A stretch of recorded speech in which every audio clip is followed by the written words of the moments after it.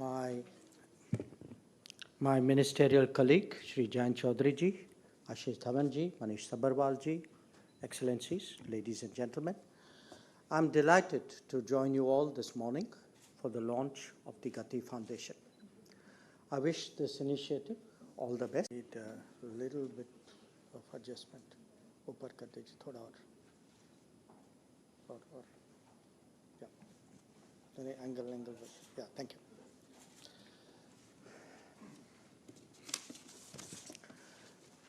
My ministerial colleague, Shri Jain Chaudhary ji, Ashish Dhawan ji, Manish Sabharwal ji, Excellencies, ladies and gentlemen. I'm delighted to join you all this morning for the launch of the GATI Foundation. I wish this initiative all the best as it seeks to promote and facilitate global access to talent from India. As you would all note, the two key words here are talent and global. And in many ways, bringing them together has been the responsibility of the Ministry of External Affairs.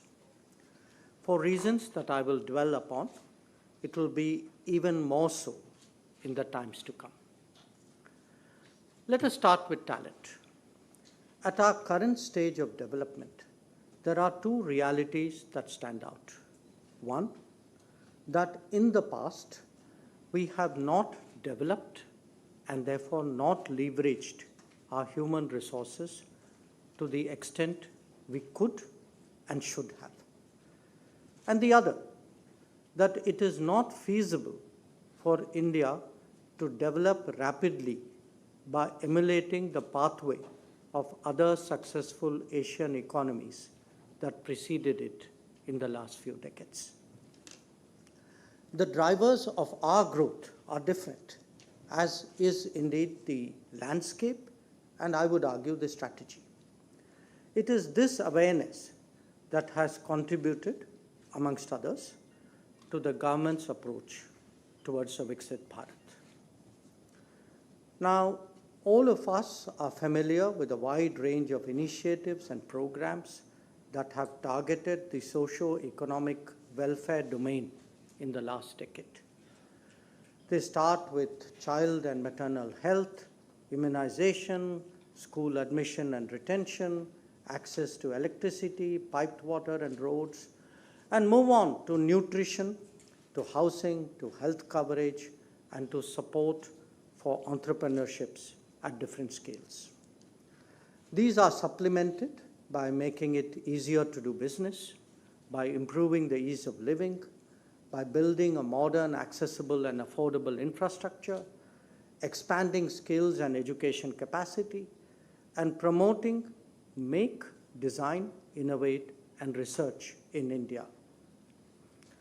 I sum it up in this manner because typically we are used to looking at each of these aspects in their particular silos. But if you consider the cumulative impact of all these developments, it is clear that we have now entered a cycle of sustainable talent creation on a major scale in this country. The issue then arises as to how that talent is nurtured, how it is expanded, deployed, and upgraded. Much of that, obviously, has to happen at home. And this has its own debates and discussions, including how best we accelerate manufacturing, whether technology can be generated without deepening our industrial culture, the optimization of agriculture and food processing, the support for self-employment, startups and innovation, and not least, the vistas opened up by our digital and AI future. Now, in all of that, the world can and does play a role. Foreign investment, collaboration, and trade are some of the noteworthy dimensions. Outsourcing, understandably, also got its fair share of attention. More recently, there is, I would say, greater interest in the growth of global capability centers, GCCs, in India that take the quality of economic activity to a much higher level. However, While recognizing the value of all these endeavors, it is necessary that we also pay greater attention to opportunities beyond our borders. And the reason for that is the emergence of the global workplace with a global workforce. These are phenomena spurred by sharp demographic changes, demands of new technologies and their diffusion, compatibilities in culture and work ethos, as well as the premium put on trust and resilience in many fields.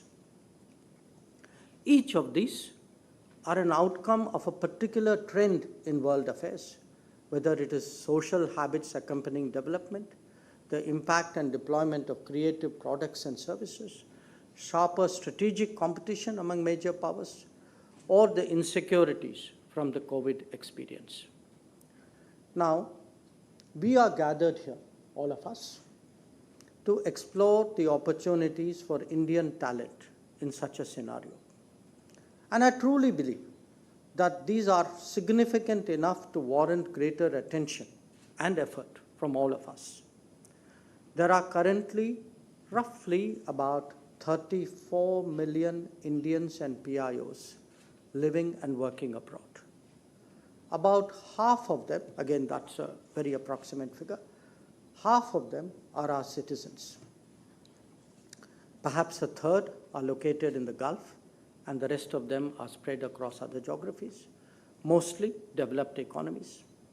However, given the trends that I spoke about, the possibility of expanding that even in the near term is very serious. Bear in mind that we Indians have also developed by now a strong history of employment exploration abroad. Obviously, we are not unique in this regard, but nevertheless, we are unusual in that this has been sustained over several generations to differing regions at various levels of skills. As a result, there is the techie, the entrepreneur, and the professional in the United States, the blue-collar and the service provider in the Gulf, the self-employed and the agri-sector in Europe and North America, as well as the scientists and researchers in so many other countries. Moreover, many global professions like seafaring, airlines, and the hospitality sector have already tapped into our human resources pool in a significant level. That there are so many students abroad is also a factor as they often transition into jobs. Economies like Australia or Germany have seen a significant increase of working Indians in the last few years. Through migration and mobility partnerships, as well as specialized skilled workers agreements with 22 nations, we have created a pathway as well as a brand. Now, let me emphasize that these are not hypothetical possibilities or even prospects that are somewhere on the horizon. The need for talent abroad is a situation that is actually upon us today. Let me give you some concrete examples. Only yesterday, and the Japanese ambassador is sitting here before me, the Speaker of Japan was here to advocate an action plan that would create a concrete and predictable flow of Indian skills to his country. It would help take forward the SSW, the Specialized Skilled Workers Agreement, that we had concluded a few years ago. Let me give you another. Israel, as an example, where there is already a flow of workers in different domains. Mauritius has a similar demand and has concluded an understanding with us. Malaysia has opened up many more sectors to Indian skills, especially construction. We have been traditionally a source country for Singapore, and their requirement will upgrade even as their economy does. The German Chancellor was here last October, and he spoke of increasing the employment visas for Indians by 4x. My counterparts in Italy, and again I note the ambassador here before me, in Italy, in Spain, in Austria, and Greece, have all shown appetite to tap into our human resources pool as urgently and effectively as possible. This, I emphasize, is just the tip of the iceberg, and we must prepare for what is below the waterline. My short point is that there is a demand in the world, an availability in India, and the basic groundwork done to enable Indian talent to gain global access is there. Now, how well they do that and what will be the scale, I think that is up to us. Having just come from the Waves gathering in Mumbai, where the orange economy of culture, creativity, and identity was explored, I am tempted to continue this presentation with a further metaphor of colors. So let me start with the green and the brown economies, with their associated infrastructure as a good place to begin.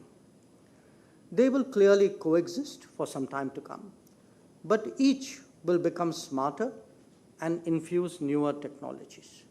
They will require a wide spectrum of talent that will grow both in size and complexity.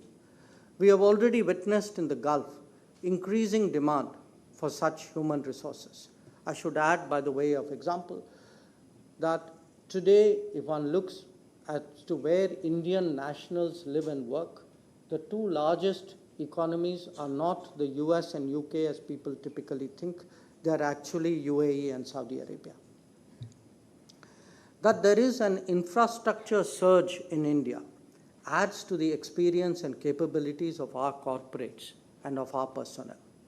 In some sectors like renewable energy, water or power transmission, our people are already securing openings by their track record at home. This applies to the managerial as well as the working levels.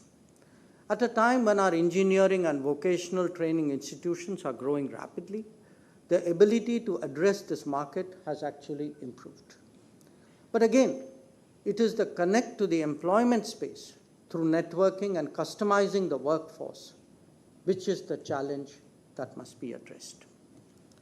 So let me now move to the white and silver economies, and they are experiencing an even more acute shortage of trained personnel. In many developed societies, health demands are rising even as the local talent pool is shrinking. Innovative practices and new technologies can only partially fill that gap. As our own medical and nursing schools expand, these possibilities can be more effectively exploited. Particularly in these sectors, there is a strong cultural and linguistic element for which we need to cater. There are then an assorted mix from the orange and the gold to the blue and the green that will clearly benefit from greater digitization. So too will other domains in an era of all-encompassing change. Such times will require not only new mindsets and frameworks, but also the accompanying mobility and interactions. We have already seen the semiconductor and emerging technology projects all over the world slow down because of inadequate availability of talent. Some countries have a history of addressing such situations. Others are now getting into that game. And what I do want to say is that similarly, global service sectors like shipping, airlines, and hospitality are today struggling with post-COVID challenges, including attitude towards work demands. So all of this today really opens up new opportunities for those more willing. There is naturally the issue of how we adjust to the demands of the global workplace to optimize benefits. Conceptually, it is vital that we promote legal mobility and strongly discourage, I would argue even prohibit, non-legal ones. The challenge of the black economy has to be faced from the viewpoint of the talent flow, our societal good, as well as of national security. Currently, mobility is largely regulated by the Immigration Act 1983, which was designed to address the demands of a particular geography in a certain era. However, times have changed and our vistas have expanded. We need to be more promotional and aware of new possibilities, even while taking care of the vulnerable.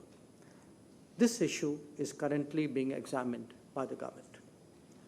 It is natural that as more Indians travel abroad, that the expectations they have of their government are carried with them. The last decade has brought up numerous situations where evacuation operations had to be undertaken. But even as a routine exercise, our citizens legitimately expect, to be backed up in difficult situations. It may be a quick replacement of a lost passport, or the predicament of those who are not paid their wages or mistreated by their foreign employers. It can be cultural situations where the rights of Indians are not adequately respected. These baskets of issues have gained salience in our diplomatic endeavors, from establishing an effective grievance portal to creating a responsive fund for the needs of the vulnerable. We have sought to institutionalize and to routinize taking care of Indians abroad. It is only then that they will have the confidence to fully explore the global workplace. Friends, our government today has initiated a range of skills training, vocational education, and professional preparation efforts for the Indian workforce to be more productive in the contemporary era. However, the magnitude of opportunities before us are so large that it takes a whole of the nation approach to be fully realized. This is an effort in which the contribution of every stakeholder is valuable and welcomed. As we contemplate our engagement with the world, as India moves up to become the third largest economy, much of this will be people-centric. Our talents and our skills will not only be a resource we have to bring to the table, but will be very much part of our branding and of our reputation. A more interdependent and technology-driven world, with all its challenges and needs, will only put a greater premium on it. It is up to us to make the most of these times, and we look forward to working with you in that regard. I thank you for your attention.